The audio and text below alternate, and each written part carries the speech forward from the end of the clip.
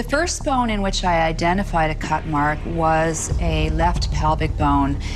I turned it over, uncovered it, lifted it up from the soil, and found a distinct cut mark, clearly identifiable as a mark that was not made by an animal. Too many mind-boggling things happened in the centuries before ours, but the strangest of them all would be the unexplainable disappearance of 2 ships in the frozen waters. For over 150 years, the mystery of the lost ships, known as the Franklin Expedition, has become a major topic all around the world. Scientists kept going back and forth to find out what must have happened to the people aboard the ships. But you know what makes it even worse? There was no single survivor who could have given a clue of what happened to the ship or the people on board. So what could have caused 2 ships to vanish at sea? And why couldn't anyone survive what happened on the ship? These questions have lingered for so long in the hearts of people, but not anymore. Oh my God, this is going to be a treasure trove of information, and we are going to really open up a window directly into history. After 150 years, scientists finally solved the mystery of the Franklin Expedition. Let's unravel the mystery together.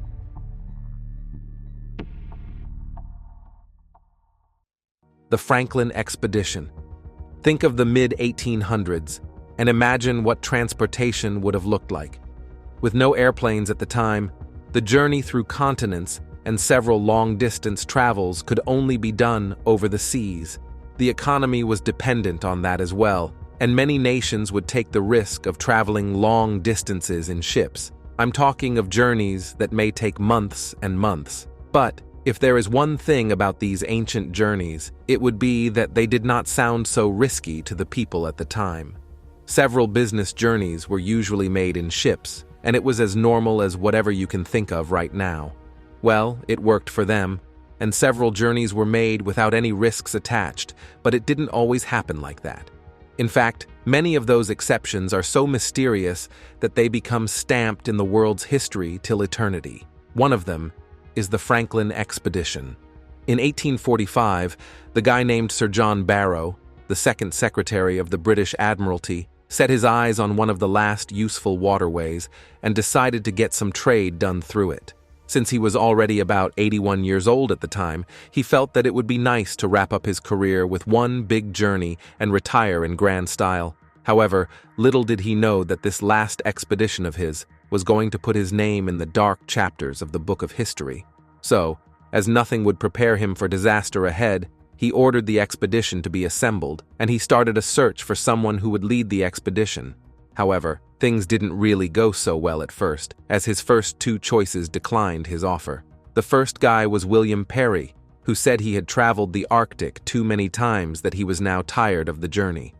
And the second guy, named James Ross, could not go because his wife convinced him not to. So Barrow thought of Francis Crozier, but the Admiralty tossed away the idea because he was an Irishman who was considered to be of low birth. They also considered the fourth choice, James Fitzjames, as someone who was way too young and inexperienced for the assignment. In the end, it would be that these guys really dodged a bullet, but it would not seem like that at first. Well, they eventually got a man for the job, John Franklin. He seemed like the best man for the job because he had already traveled the Arctic a few times, and most of them were totally successful, while some had a few touches of failure. His previous attempt even led to the deaths of half his men, and all the survivors had to resort to eating moss and leather so that they would not starve to death. After that shameful journey, Franklin returned home, and his head had been buried in ash since then. I mean, he led an expedition which cost several men their lives, and everyone knew that he and his other men had to eat their boots to survive. So, he would have seen this new offer as a way to prove himself to the people and get rid of the shame, maybe.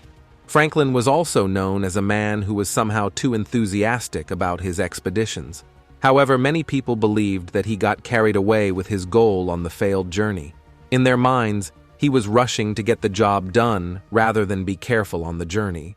So, he could not combine his enthusiasm to reach his goal with caring for the men that traveled with him, even when they found themselves in a dangerous place. But thankfully, they chose to consider that on this new expedition, and the Admiralty decided that he would not be going alone. Although the third and fourth options were considered unfit to lead the expedition, Francis Crozier and James Fitzjames would be joining Franklin on the expedition. The two guys were made the captains of the two ships called the Terror and the Erebus, the Franklin expedition ships, which were under John Franklin's commands.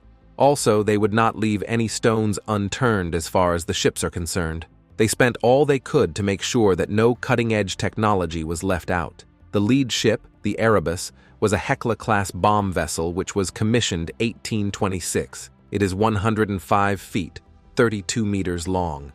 The Terror was a little older and smaller and was a Vesuvius-class bomb vessel from 1813 and 102 feet, 31.1 meters long. Both ships were chosen because bomb vessels were meant to fire heavy mortar from their decks, so they had extra cross-bracing. That also allowed them to better withstand breaking through the ice in the north, but all of that was just standard.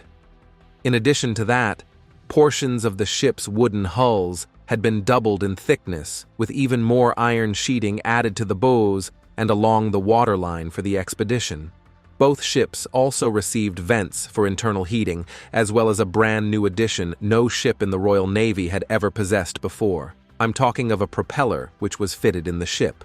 And not just that, both ships could even retract the propellers and rudders in recesses on the underside of their hulls to protect them from the ice. To power this newly added propeller, each ship carried a converted locomotive steam engine from the London and Greenwich Railway to drive the ships even in the absence of wind. These motors also required roughly a ton of fresh water per hour, and this made another invention to be included. The ships have desalination equipment that can turn seawater into fresh water. The expedition also had one of the first types of photographic cameras ever to be sold to the public. The daguerreotype camera was found on the ship. The men aboard also had an insulated diving suit on board if they ever needed to remove ice from rudders or propellers. Well, all the features which they called cutting-edge technology in 1845 are obviously everywhere today, and everyone knows about the Arctic.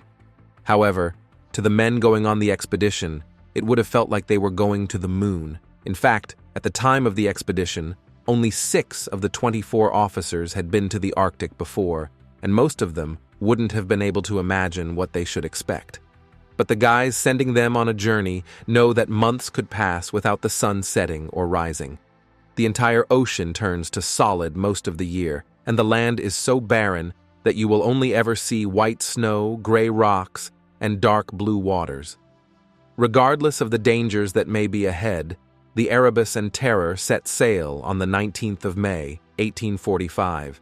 They set sail to Greenhithe, east of London, and the long journey began. Aside from the expedition lead and his officers, they carried 134 men, a ship's cat, a dog named Neptune, a monkey named Jacko, which was a gift from Lady Franklin.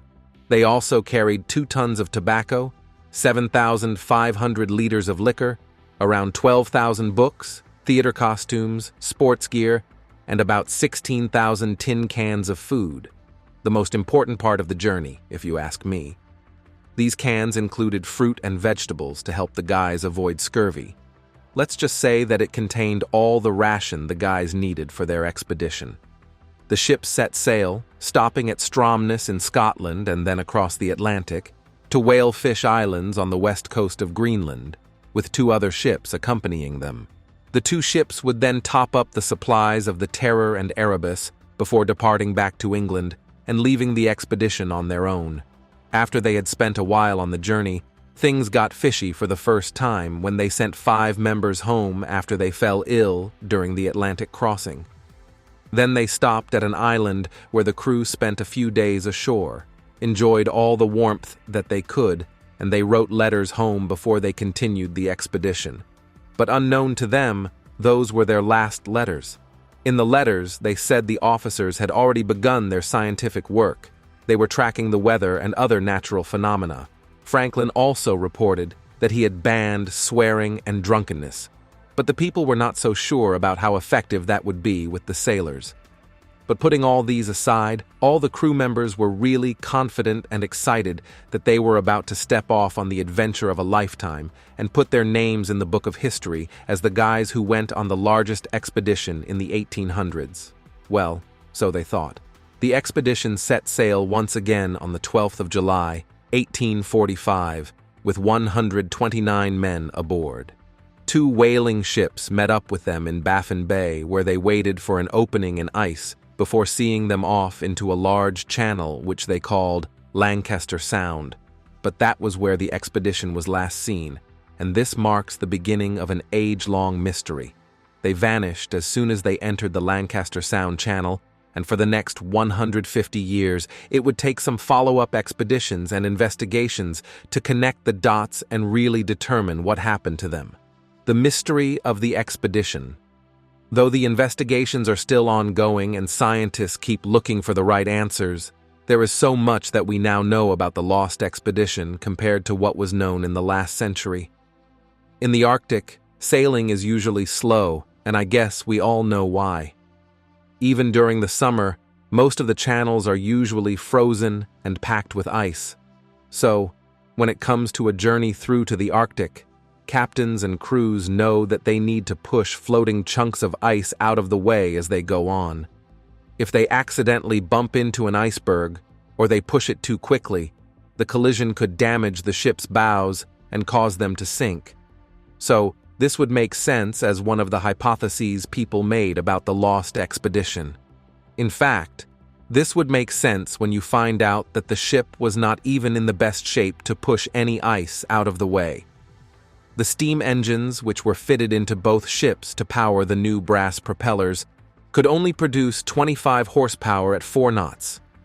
Thinking about it, that would not even be able to break an ice that is half the ice of those found in the Arctic. Also, the whole engine may not have worked perfectly, because the Admiralty only provided 12 days' worth of fuel for the steam engines. I mean, that sure makes no sense for months of journey through the dark, freezing waters, right? So, it is possible that, at the time when the expedition had only traveled around 800 kilometers, they would get stuck before they could circle back to Beechy Island by the first winter freeze.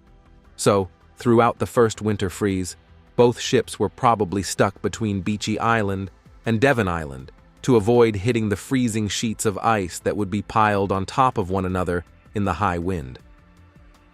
Once the Erebus and Terror were frozen in sea ice, the crew started to gather snow, and they made them so high that they could pack the snow around the sides of both ships for insulation. However, as the winter continued, and they remained stuck in the area, 3 members of the crew were buried on Beechy Island between 1845 and 1846. Well, as expected of such a level of cold, the crew members were probably exposed to pneumonia, and they could not bear it anymore.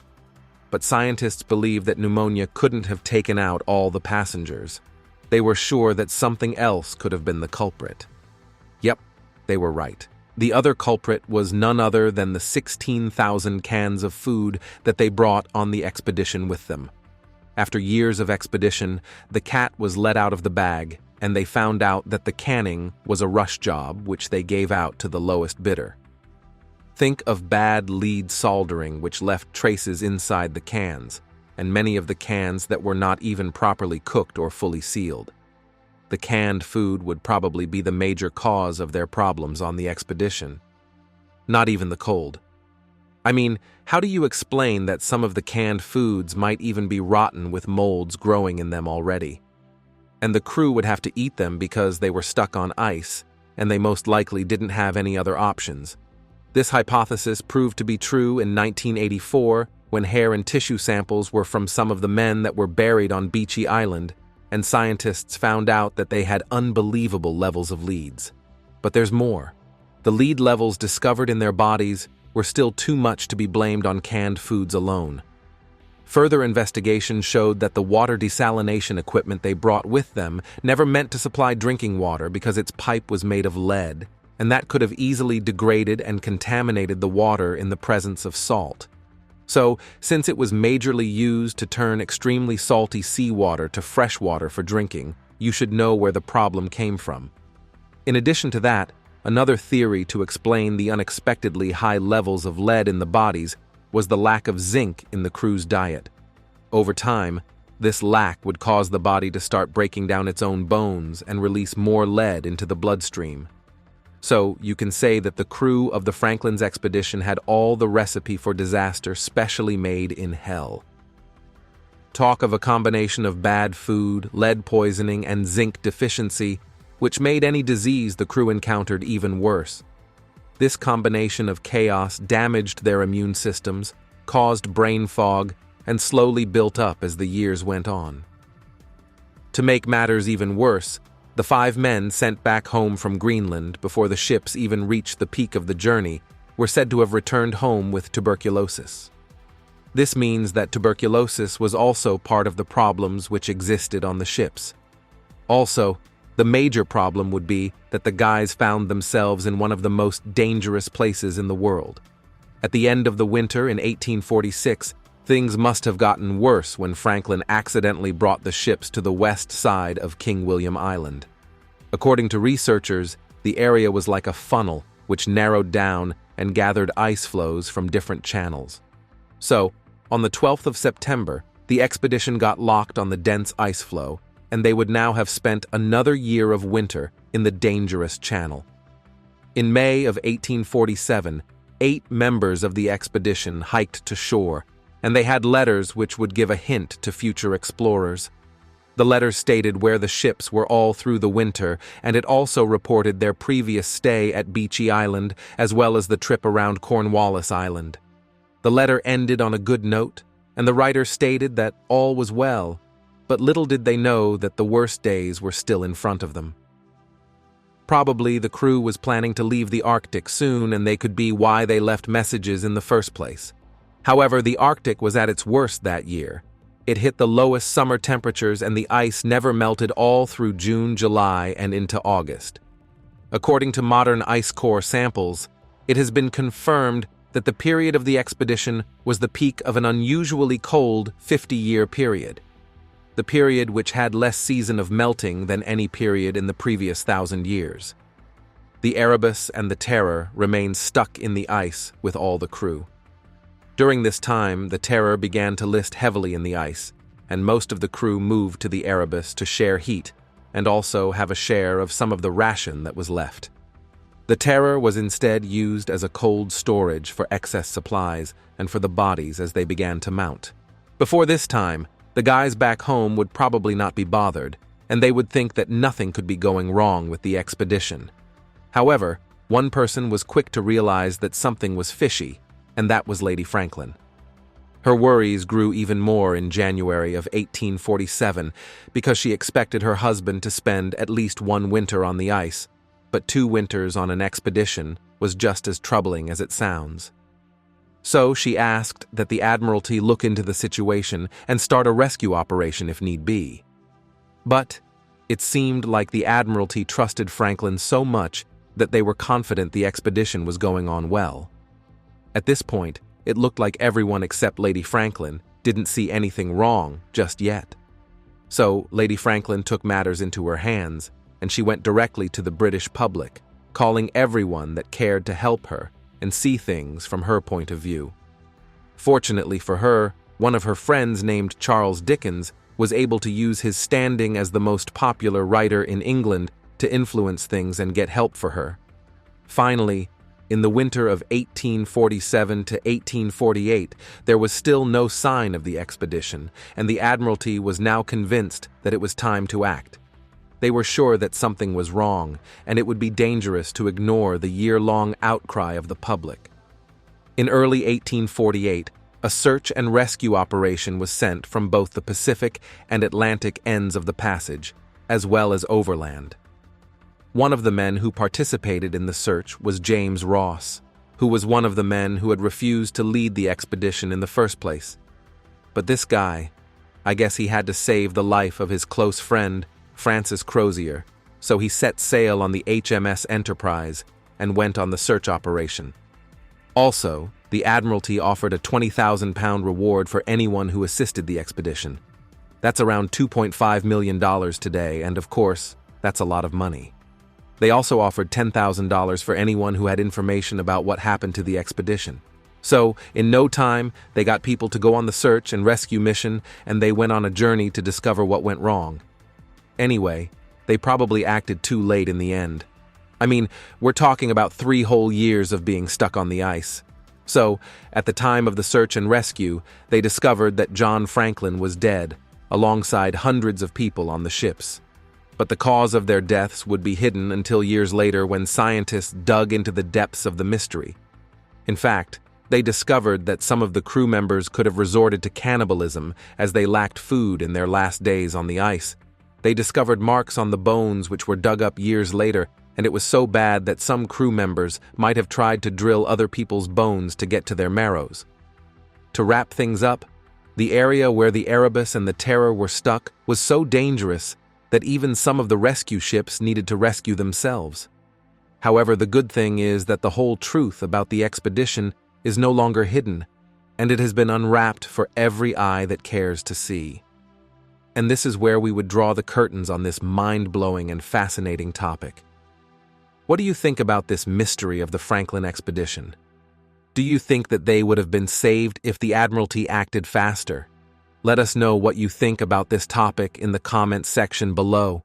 If you have any questions about the topic, you can ask in the comment section as well.